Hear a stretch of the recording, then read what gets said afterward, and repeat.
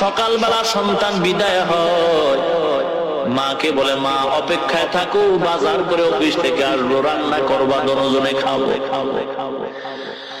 রান্না কি করবে? বিকাল হতে না হতে মায়ের মোবাইলে সন্তান রিং করতেছে, মা রিসিভ করছে, কানে লাগাইছে, কানের মধ্যে সন্তানের কণ্ঠে শুনে শুধু কান্নার আওয়াজ। মা ডেকে বলে সন্তান কেন কাঁদো? সন্তান বলে মা জীবনের দেখা শেষ, আর বুঝি দেখা হবে না। এ মা, মনের মতো একটা সালাম জানা যায় কি বলে আর দেখা হবে না। মা কাঁদে আর কয় বাবা এমন খবর কেন, কি হয়েছে? সন্তান বলে মা যেই অফিসে চাকরি করে আমার জীবিকা নির্বাহ করি গো মা, ওই অফিসের চতুর্পাশে আগুন লেগে গেছে রে মা। ডানে আগুন, বামে আগুন, চতুর্পাশে আগুন।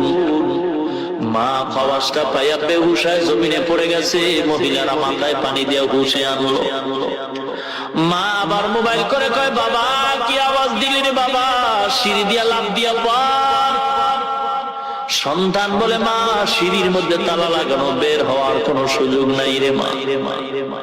মা ডাক দিয়া কয় সন্তান বাথরুম কি নাই? বলে হ্যাঁ মা বাথরুম আছে। মা বলে বাথরুমের মধ্যে গিয়ে একটু পানির কল ছাইরা দে, আগুন যেন তোর গায়ে না লাগে। সন্তান বলে না মা, গার্মেন্টস এর বাথরুমের মধ্যে আগুন লেগে গেছে।